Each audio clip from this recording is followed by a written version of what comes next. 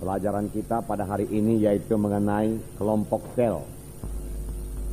Karena ini pelajaran bagi kita semua, bagaimana supaya SKS kita bisa berganda-ganda dengan cepat. Kalau SKS berganda dengan cepat, tentu gereja pun bertumbuh dengan pesat. Dan ini merupakan kehendak Tuhan. Melihat pesatnya, saudaraku, pertumbuhan penduduk, saudaraku, terlebih di kota Medan ini, penduduknya bertambah-tambah terus. Sangatlah perlu, saudaraku, pertumbuhan gereja juga berlangsung dengan cepat. Dan juga, saudaraku, kalau kita melihat tanda-tanda akhir zaman, kita mengetahui bahwasannya kedatangan Tuhan Yesus sudah diambang pintu. Dan kita pun menyadari, saudaraku, bahwasanya masih banyak sekali jiwa-jiwa yang belum lahir baru. Walaupun mereka sudah ke gereja, apalagi yang di luar gereja.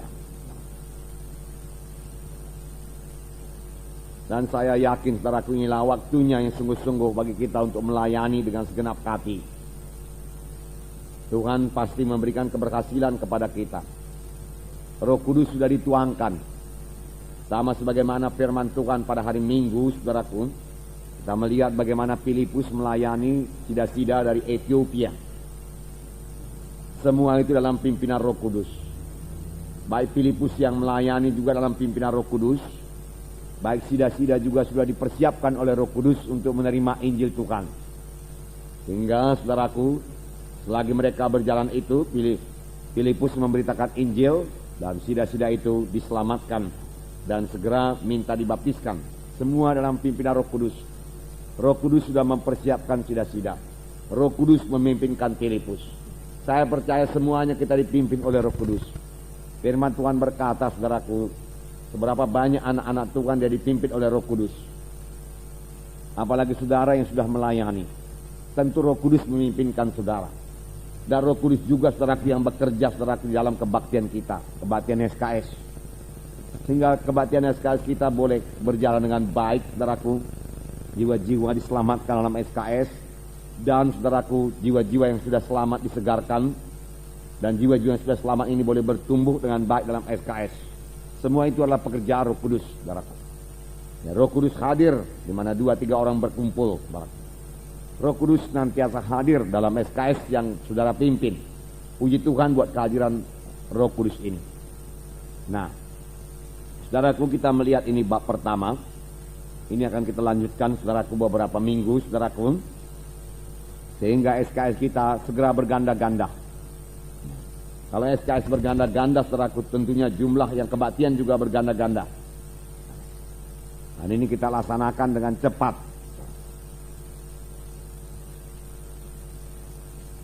Mari kita membaca dari lembaran. SKS atau sistem kelompok sel adalah vital bagi pertumbuhan gereja. Vital artinya sangat perlu. Merupakan pokok bagi pertumbuhan gereja. Supaya kita dapat mengerti hal ini, kita dapat membandingkannya dengan tubuh manusia. Jangan lupa, saudaraku, bahwasanya gereja juga disebut tubuh Kristus. Sama-sama tubuh. Kita semua mempunyai tubuh daging dan darah, yaitu tubuh manusia. Manusia terdiri atas kumpulan sel-sel. Saya ini, saudara, terdiri dari sel-sel. Ada sel darah, ada sel tulang, ya. Dan itu membentuk kita manusia ini. Demikian sel-sel dalam, saudaraku, gereja membentuk gereja, saudara. Tanpa sel, tubuh tidak akan terbentuk. Tubuh manusia tidak akan terbentuk tanpa sel. Ada sel-sel yang membentuk jaringan otot, tulang, darah. Ada pula yang membentuk mata, kulit, dan lain sebagainya. Demikian juga halnya dengan SKS atau sistem kelompok sel dalam tubuh Kristus. Jadi dalam tubuh Kristus, saudaraku, dalam gereja harus ada, saudaraku, sel, harus ada kelompok sel, atau kita katakan sistem kelompok sel. Boleh jadi gereja lain menamakannya dengan nama yang lain, tapi dia harus berfungsi sebagai sel. Sama sebagaimana dalam tubuh manusia ini, sel-sel tubuh itulah yang membentuk tubuh saya ini. Sel-sel itulah yang membentuk darah saya, tulang saya. Nah, sel-sel dalam tubuh manusia ini, saudaraku, selalu berpecah. Saudara, kapan tiba waktunya dia berbelah menjadi dua, lalu sel itu bertambah besar lagi, saudaraku. Dengan berbelahnya sel-sel dalam tubuh manusia, maka manusia itu bertumbuh. Dengan berbelahnya sel-sel dalam tubuh anak-anak, saudaraku, anak-anak itu bertambah hari, bertambah dewasa. Demikian gereja, saudaraku, yang memiliki sistem kelompok sel. Kalau gereja tidak memiliki sistem kelompok sel, saudaraku, pertumbuhan gereja itu akan sangat terbatas. Tetapi, saudaraku, saya pikir, saudaraku, untuk bertumbuh selanjutnya, apalagi, saudaraku, untuk bertumbuh sampai kepada jumlah yang tidak terbatas, saudaraku, bisa bertumbuh terus menerus, saudaraku, tidak mungkin tanpa sel. Tetapi dengan sel, saudaraku, gereja itu, saudaraku, boleh mengalami satu pertumbuhan yang tidak terbatas, terus menerus bertambah. 1000 menjadi 2000, 2000 jadi 4000, 4000 jadi 8000, 8000 jadi 16000, 32.000, 64.000, dan seterusnya, saudara. Dan seterusnya. Dan, saudaraku, ini Alkitabiah, saudara. Dan kehendak Tuhan, saudara. Tuhan menghendaki, saudaraku, gerejanya bertumbuh. Dan sampai ke seluruh penjuru bumi ini, firman Tuhan berkata. Tentunya, saudaraku, menggenapkan perintah agung itu tidak bisa, saudaraku, hanya dengan hamba Tuhan pendeta saja, saudaraku. Tidak, saudaraku. Semua anak-anak Tuhan mengambil bahagian. Memuridkan. Dan jiwa-jiwa baru dimuridkan. Kemudian jiwa-jiwa baru ini setelah dewasa dia memuridkan lagi. Jiwa-jiwa baru. Lalu jiwa-jiwa baru ini bertambah-tambah dewasa lagi. Dia memuridkan lagi. Begitu seterusnya. Proses memuridkan dan dimuridkan berjalan terus. Dan proses, saudaraku, memuridkan dan dimuridkan ini, saudaraku, sangatlah berhasil, sangatlah efektif dijalankan di dalam sistem kelompok sel. Secara global, secara keseluruhan dalam satu kebaktian induk, saudaraku, tidak mungkin dilaksanakan kalau anggotanya lebih daripada 200, apalagi lebih daripada 1000, saudara. Tetapi melalui, saudaraku, sistem kelompok sel, berapapun jumlahnya anggota gereja itu, tentu saja selnya pun bertambah, saudaraku. Maka pemuritan berjalan terus kepada tiap-tiap jiwa baru. Semuanya bisa dimuridkan. Tidak usah ada yang diabaikan, tidak ada yang ketinggalan. Melalui sistem kelompok sel, semua jiwa-jiwa diperhatikan. Dan semua jiwa-jiwa, saudaraku, akan bertumbuh dengan baik. Sehingga dia bertambah-tambah dewasa. Dan akhirnya, saudaraku, bahkan bisa sampai kepada wakil, menjadi wakil pemimpin SKS 6 bulan kemudian atau 3 bulan kemudian dari wakil pemimpin SKS menjadi pemimpin SKS. Kemudian dari pemimpin SKS, saudaraku, bisa lagi dia sampai kepada panggilan Tuhan berikutnya, saudaraku. Tidak terbatas. Nah, saudaraku, kita baca lagi lembaran kita. Demikianlah juga halnya dengan SKS atau sistem kelompok sel dalam tubuh Kristus. SKS adalah kelompok yang terdiri dari 10 sampai 20 orang. Ganti 12 itu menjadi 10. SKS adalah kelompok yang terdiri dari 10 sampai 20 orang.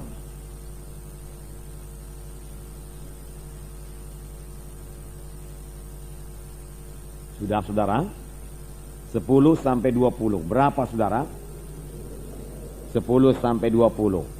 10 sampai 20 ini tidak termasuk pemimpin SKS dan wakil. Jadi kalau begitu, dengan pemimpin SKS tambah wakil berapa jumlahnya? 12 ataupun 22. Pada saat saudaraku SKS itu mencapai jumlah 20 orang, maka sel itu harus berbelah menjadi 2. Jadi dia berganda menjadi 2. Lalu dimulai lagi masing-masing SKS, saudaraku. Kalau sudah 20 anggotanya, saudara, dibagi 2, berapa itu tiap-tiap bagian? 10. Lalu tiap-tiap SKS yang baru itu 10. Yang ditinggalkan itu 10. Kalau begitu SKS yang baru ini siapakah yang jadi pemimpinnya? Wakil. Wakil yang lama itu, saudaraku, menjadi pemimpin SKS. Lalu sudah 2 pemimpin SKS-nya. Satu pemimpin SKS yang lama, satu wakil yang sudah menjadi pemimpin SKS. Lalu masing-masing mereka ini mencari lagi wakilnya masing-masing.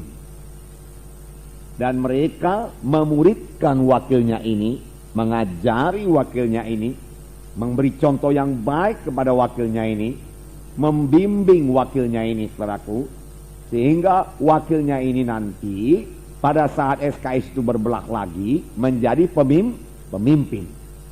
Jelas sampai di sini, saudara? Nah, begitulah proses ini berlangsung terus, membelah lagi. Nah, tentunya, saudaraku, SKS itu harus menginjil. Dia menjangkau keluar. Kalau dia tidak menginjil, maka jiwa-jiwa yang 10 itu sesudah dia dibagi 2 akan tetap 10 juga. Tetapi kalau SKS itu menginjil, artinya menjangkau keluar, memanggil jiwa-jiwa yang belum selamat itu kepada SKS, kepada keselamatan, saudaraku, maka jumlahnya tiap-tiap minggu bertambah. Setelah jumlahnya tiap-tiap minggu bertambah, saudaraku, nanti dia akan mencapai 20 lagi anggotanya. Dan karena memang sudah diangkat lagi wakil pemimpin dan sudah mempunyai pemimpin SKS, jadi ada pemimpin SKS, ada wakil pemimpin SKS, ada anggota lagi 20, itu saatnya mereka berbelah lagi menjadi 2. Lalu wakil pemimpin SKS menjadi pemimpin SKS. Masing-masing SKS punya anggota lagi 10 orang. Lalu masing-masing SKS ini, saudaraku, mencari jiwa-jiwa lagi. Tetapi mereka bukan sekedar mencari jiwa-jiwa saja, saudaraku. SKS, saudaraku, juga harus membangun dirinya ke dalam. Supaya jiwa-jiwa yang sudah ada itu bertambah-tambah dewasa.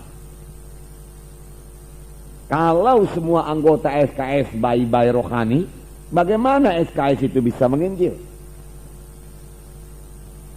Nanti akan kita lihat, saudaraku, beberapa bahagian, beberapa tingkat daripada pertumbuhan rohani anak-anak Tuhan di SKS itu. Tentunya tidak semua terus dewasa. Dimulai dengan anak-anak, jiwa-jiwa baru, bayi-bayi rohani. Nah, kemudian dia bertambah-tambah stabil. Kemudian dia menjadi jiwa yang dewasa. Dan dalam pertumbuhan ini juga, saudaraku, tidaklah sama pertumbuhannya masing-masing. Ada yang bisa cepat bertumbuh, ada yang sedikit lambat, tetapi semua mesti bertumbuh. Amin, saudara. Semuanya mesti bertumbuh supaya kelak boleh berbelah. Karena banyak firman Tuhan mengatakan bahwasanya setiap anak-anak Tuhan itu harus bertumbuh. Nah, kita membaca lagi. Jadi SKS adalah kelompok yang terdiri dari 10 sampai 20 orang, tidak termasuk pemimpin SKS dan wakil, tidak termasuk. Jadi dengan pemimpin SKS dan wakil pemimpin SKS, jumlahnya 22 orang maksimum. Dan pada waktu jumlahnya 22 orang itu harus dibelah menjadi 2. Tentunya saudaraku SKS juga melihat saudaraku kemana tempat SKS itu yang baru. Siapakah pemilik rumah yang baru untuk SKS itu. Dan karena berbelah ini, berganda ini sudah menjadi goal SKS, maka saudaraku berbelah ini dan juga saudaraku pemilik rumah yang baru perlu menjadi topik doa dari SKS. Dan kita tahu bahwasanya Tuhan mendengarkan doa kita. Bahkan Tuhan menjawab doa kita. Nah, saya baca lagi. Dalam SKS ini anak-anak Tuhan dirawat dan dilengkapi untuk melayani. Dirawat. Saudara akan menjumpai jiwa-jiwa yang datang ke SKS itu saudaraku. Perlu dirawat. Boleh jadi luka hatinya, sakit hatinya, penyakitan pun tubuhnya. Jadi dia perlu dirawat. Ini dilaksanakan dengan kasih Roh Kudus, panjang sabar saudaraku. Tetapi tidak semua pemimpin SKS demikian. Tetapi ada pemimpin SKS yang sudah demikian. Maaf, ada anggota SKS yang sudah demikian, yaitu anggota SKS yang sudah dewasa. Nah, dalam SKS ini anak-anak Tuhan dirawat dan dilengkapi untuk melayani, saling menguatkan dan terbuka satu sama lain. Mengapa bisa saling terbuka satu sama lain? Ya, jiwa-jiwa baru itu saudaraku, dia tidak merasa dia tidak merasa malu saudaraku untuk menceritakan persoalannya. Karena saudaraku dalam SKS itu saudaraku sudah terbentuk kasih Kristus, merupakan satu keluarga, satu anggota dengan yang lain. Saling mempercayai sudah di situ. Jadi kalau sudah saling mempercayai dalam satu SKS saudaraku, dan hendaknya ini hendaklah jadi dan saudara hargakan sungguh-sungguh saling mempercayai ini saudaraku. Jangan kecewakan satu pun di antara saudara-saudara kita sesama anak-anak Tuhan saudara. Kalau dia sudah percaya kepada saudara, saudara harus menghargakannya saudara, dan menolongnya. Apa yang bisa saya perbuat buat dia, untuk menolong dia, untuk melengkapi dia, untuk melayani, untuk menolong dia bertumbuh dalam rohani. Karena saudara sudah lebih dewasa dari dia. Inilah hidup kekeluargaan anak-anak Tuhan. Firman Tuhan berkata, jangan seorang pun hidup untuk dirinya sendiri saja. Tapi perhatikan saudara-saudara kita yang lain. Dan tolong saudara-saudara kita yang lain itu. Inilah hidup dalam tubuh Kristus. Hidup dalam keluarga Kristus. Bukan sekedar kumpul-kumpul, rame-rame saja saudaraku, tidak. Menyanyi, kemudian baca firman Tuhan, ya, kemudian kalau ada teh, minum teh, kemudian pulang. Bukan begitu saja SKS itu saudaraku. Saudaraku, saling mengenal di situ saudaraku. Mengasihi saudaraku. Memperhatikan saudaraku. Menolong saudaraku. Sudah. Dengan ikatan kekeluargaan dalam tubuh Kristus. Karena kita semua sudah lahir baru menjadi anak-anak Tuhan. Kita dipersatukan oleh darah Yesus. Dan ini jauh lebih kuat daripada ikatan manapun di dunia ini. Ikatan kekeluargaan. Nah, saudara yang kasih dalam nama Yesus, inilah keluarga Tuhan. Jadi di dalam SKS itu terbentuklah keluarga Tuhan. Saudaraku, dan ini teguh adanya. Dan keluarga Tuhan ini bukan hanya pada waktu kebaktian. Di luar daripada kebaktian itu, satu sama lain kita masih keluarga Tuhan. Kita masih bersaudara dalam Tuhan. Amin, saudara. Di luar daripada kebaktian SKS itu, saudara, kita masih, saudaraku, tolong menolong. Jadi tolong menolong itu, saudaraku, bukan hanya memberikan firman Tuhan. Ya, aku lebih dewasa dari kau, mari dengarkan firman Tuhan. Kau jiwa baru, ya kau kan belum mengerti apa-apa mengenai firman Tuhan. Ya, dengarkan. Ya. Lalu saudaraku, yang mulai mengajar, saudaraku. Semua berkala-berkala kekejian kepada Tuhan. Buangkan semua yang ya. Jangan tinggalkan kebaktian pada hari Minggu. Firman Tuhan berkata demikian. Ya. Jadi kau datang hari Minggu, ya. Berdoa tiap-tiap hari, ya. Bukan sekedar demikian saja, saudara. Lebih daripada itu, saudara. Saudara harus dalam pimpinan Roh Kudus sungguh-sungguh. Sehingga dengan pimpinan Roh Kudus saudara mengetahui apa sebenarnya yang dibutuhkan jiwa-jiwa itu. Sehingga saudaraku, saudara nanti memikulnya di dalam doa saudara. Bagaimanakah aku perbuat Tuhan supaya saudaraku ini bertumbuh dengan baik di dalam Tuhan. Berilah aku Tuhan kebijaksanaan untuk membimbing dia bertambah-tambah dalam Tuhan. Lalu dengan demikian saudaraku, jiwa-jiwa yang belum dewasa itu, jiwa-jiwa baru itu bertambah-tambah dewasa dia. Dan kalau dia sudah menjadi jiwa-jiwa yang dewasa dalam SKS saudara, maka jiwa-jiwa yang dewasa itu sudah potensial, sudah bisa melayani. Jadi saudara harus mengusahakan, harus mengusahakan supaya jiwa-jiwa baru itu bertumbuh, saudara. Muridkan dia, saudara, sehingga dia bertumbuh di dalam Tuhan, dan kelak boleh melayani seperti saudara melayani, seperti pemimpin SKS melayani. Nanti akan kita lihat bagaimana diagram pertumbuhan jiwa-jiwa ini, saudara. Jadi, saudaraku, dalam SKS ini anak-anak Tuhan dirawat. Dia datang dengan banyak problema, persoalan, saudaraku. Ya, dia perlu dirawat, diobati dengan firman Tuhan, saudaraku. Roh Kudus perlu menyegarkan dia. Saudara perlu memberikan firman Tuhan, berdoa bersama-sama dengan dia, dan dia dilengkapi untuk melayani. Ini tujuannya. Karena semua akan melayani, semua akan memuridkan.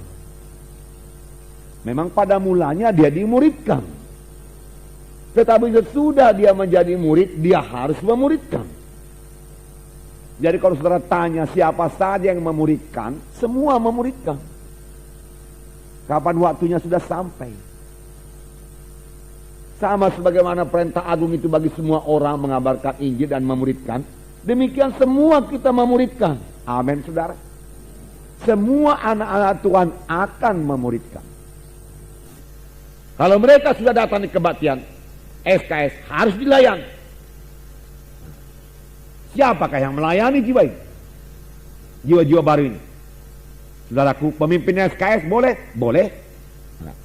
Tapi yang terutama melayani jiwa-jiwa ini, jiwa-jiwa yang sudah agak lebih tua dari dia, jiwa-jiwa stabil, yang di tengah, belum, gak usah jiwa-jiwa dewasa. Misalnya dia berkata yang kepada yang sakit itu, ya dalam Tuhan ini, memang Tuhan itu penyembuh. Yehova Rafa, firman Tuhan berkata oleh bilur-bilurnya kamu sudah sembuh. Kamu harus menerima kesembuhan dengan iman. Begini begitu beriman, engkau harus percaya, melihat kesembuhan itu, mengucapkan kesembuhan itu, lalu bertindak turut dengan kesembuhan itu. Tuhan tidak akan mempermalukan engkau.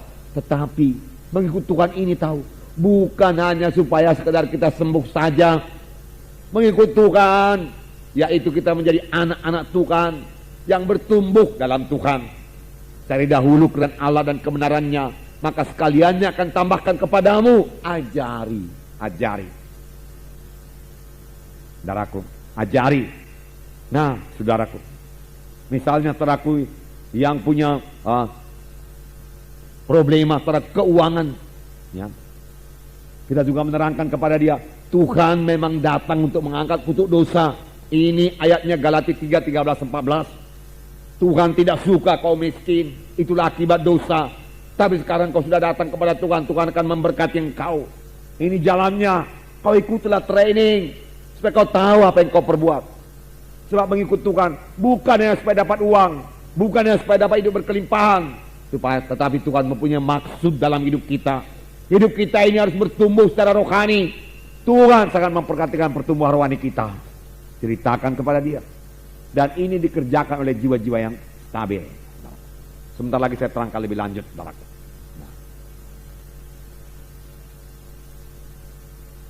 Jiwa-jiwa terdiri dari jiwa-jiwa yang baru selamat. Yang baru selamat terbagi dua, yaitu jiwa-jiwa yang rindu dan jiwa-jiwa yang datang dengan banyak problema yang perlu diselesaikan problemanya itu. Pemimpin SKS, saudaraku, jiwa-jiwa yang dewasa, jiwa-jiwa yang stabil perlu menolong jiwa ini.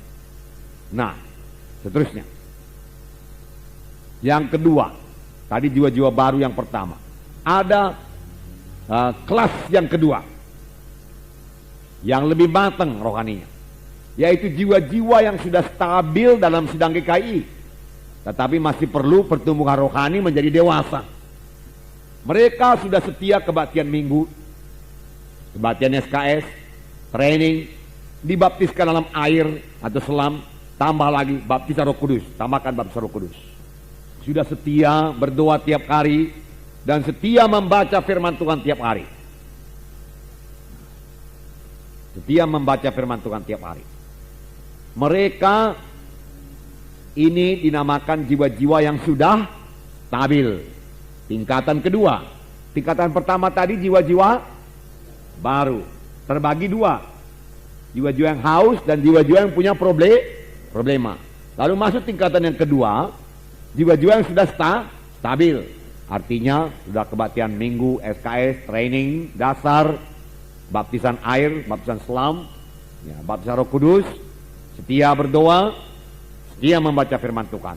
Mereka sudah mulai dapat melayani jiwa-jiwa yang baru selamat. Jiwa-jiwa mana yang dilayani mereka? Jiwa-jiwa mana yang dilayani oleh jiwa-jiwa yang stabil ini? Yang baru selamat. Yang baru selamat. Nah, yaitu yang sudah datang ke gereja. Jadi dia belajar melayani. Nah,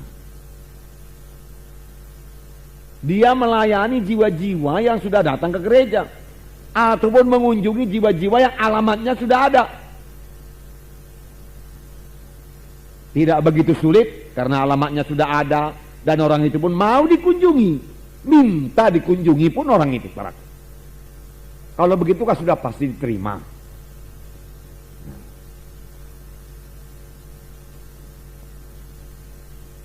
Yang ketiga, nanti saya terangkan lebih lanjut lagi.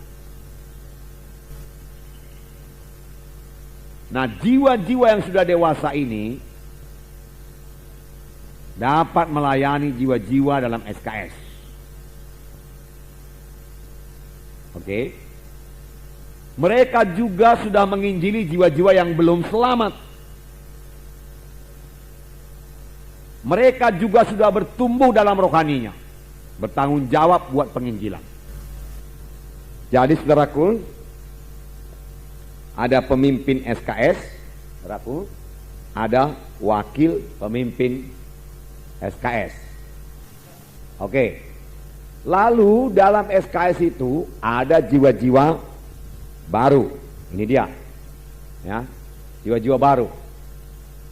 Nah, jiwa-jiwa baru ini terbagi atas dua, yaitu yang haus akan firman Tuhan, akan kebenaran, sudah mencari ke sana kemari, saudaraku. Yang dari sini bisa nampak ya. walaupun saya berdiri di sini. Kemudian jiwa-jiwa yang banyak problemanya, problema rumah tangga, penyakit, keuangan, lain sebagainya yang perlu kita selesaikan. Itulah jiwa-jiwa baru. Jadi dia baru-baru saja datang di gereja, yang selamat di sini atau selamat di SKS, karena SKS menginjil. Jadi dia masuk, saudaraku, kelas, saudaraku, jiwa-jiwa baru. Kemudian ada jiwa yang, saudaraku, sudah stabil. Ini dia, jiwa-jiwa stabil. Ya, mereka sudah setia kebaktian minggu. Ya, setia kebaktian SKS, sudah training, baptisan air, baptisan Roh Kudus, saudaraku, setia berdoa. Ya, firman Tuhan, saudaraku, tiap-tiap hari. Nah, itulah golongan yang kedua, Nah, golongan yang kedua ini, saudaraku, dialah yang melayani jiwa-jiwa baru ini.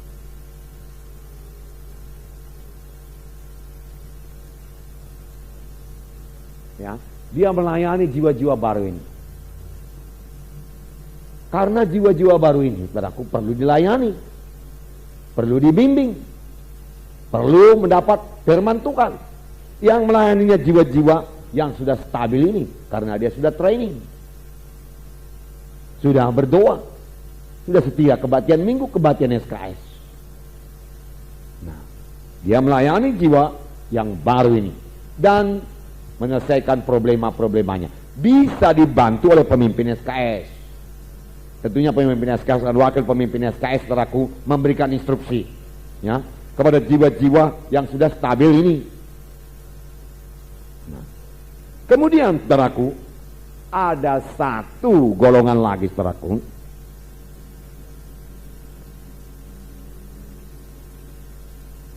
jiwa-jiwa yang sudah dewasa, yaitu sudah menyerahkan diri untuk melayani. Ini jiwa-jiwa ini, dari sinilah diambil nanti wakil pemimpin SKS. Jadi pemimpin SKS, saudaraku, memperhatikan dari jiwa-jiwa golongan yang sudah dewasa ini untuk menjadi wakil pada saat berbelah dia itu, saudara. Nah, saudara, ini jiwa-jiwa yang sudah dewasa ini bisa menginjil keluar. Bisa menginjil keluar kepada orang-orang yang belum selamat. Nah, saudara berkata, kebanyakan sekarang yang menginjil ini jiwa-jiwa yang baru. Ya. Mengapa? Karena jiwa-jiwa yang baru ini sangat bersemangat. Betulkah itu? Betul, berapi-api. Tapi kalau jiwa-jiwa yang baru ini dibiarkan berjalan sendiri, saudara, kerap kali buat kesalahan. Lalu terjadi perdebatan. Dia baru merasakan selamat, luar biasalah sukacitanya. Ya. Apalagi yang berkaus itu. Lalu dia pun datang kepada gereja yang lama, anggota-anggota gereja yang lama. Lalu dia berkata, aku sudah selamat tahu, dosa aku sudah diampuni, damai kali hatiku. Sudah berpuluh tahun aku di gereja kita yang lama itu, nggak ada keselamatan di gereja itu, gereja setan itu. Nah, saudara, bukannya orang itu jadi bertobat. Gereja setan kau bilang, katanya pula, saudara. Nah, nggak ada setan di situ, tahu? Pendeta yang ada di situ, dia katakan pula. Lalu terjadilah perdebatan. Itu sebabnya, saudaraku, jiwa-jiwa yang baru yang bersemangat ini, saudaraku, perlu, saudaraku, didampingi oleh jiwa-jiwa yang sudah dewasa ini. Jiwa-jiwa yang baru ini hanya berkata, ya, nanti tolonglah kita kunjungi saudaraku itu, temanku itu. Dahulu sering juga kami bicara-bicara perkara rohani, ya, kawanilah aku, ya, karena aku belum begitu, ya, paham, ya, bersaksi nih. Kalau begitu dia katakan bagus. Kalaupun dia tidak katakan, saudaraku, dalam pertemuan pemimpin SKS itu kan terjadi ada fellowship, saudaraku. Lalu pemimpin SKS mulai jadi bertanya, ya, SKS kita ini perlu berkembang, marilah kita cari jiwa-jiwa baru. Jiwa-jiwa baru berkata, Aku ada kawanku. Oh bagus, kita kunjungi. Tapi kau pergi sama jiwa-jiwa yang sudah dewasa. Jadi, saudaraku, tidak terjadi kesalahan yang fatal. Tidak terjadi perdebatan. Nah, mengapa tidak jiwa-jiwa yang stabil ini disuruh, saudaraku? Keluar. Mengapa jiwa-jiwa yang stabil itu hanya mengurusi jiwa-jiwa yang sudah lahir baru? Karena kalau menginjil keluar itu bermacam-macam bisa dijumpai. Kalau jiwa-jiwa yang stabil itu, saudaraku, disorongkan keluar, saudaraku, untuk memenangkan jiwa-jiwa, saudaraku, nanti dia bisa mendapat tantangan yang hebat. Dan karena dia belum dewasa, saudaraku, dia bisa lemah imannya. Doa-doa begitu dari dulu pun sudah adanya doa begitu. Sudah tahu aku itu, dia katakan. Mengajari aku pula kau. Selamat. Itu kan mula-mula saja kau. Sudah lama. Dingin juga nyerokannya kau. Aku sudah dewasa. Macam aku ini yang dewasa. Kau baru kenal kebenaran. Kau pula mau mengajari. Dengar begitu saudaraku. Dia bisa lemah. Oleh sebab itu perlu untuk menginjili keluar ini jiwa-jiwa yang sudah dewasa. Dia sudah bijaksana. Itu sebabnya, saudaraku, dalam SKS saudara itu, saudara harus tahu, perhatikan, mana jiwa-jiwa yang sudah dewasa. Mana jiwa-jiwa yang baru stabil saja dia. Mana jiwa-jiwa yang masih jiwa baru, bayi-bayi rohani. Nah, bayi-bayi rohani ini yang bersemangat ini, mau menginjili keluar, disuruhlah saudaraku, ditemani oleh jiwa-jiwa yang sudah dewasa ini. Inilah saudaraku, satu SKS.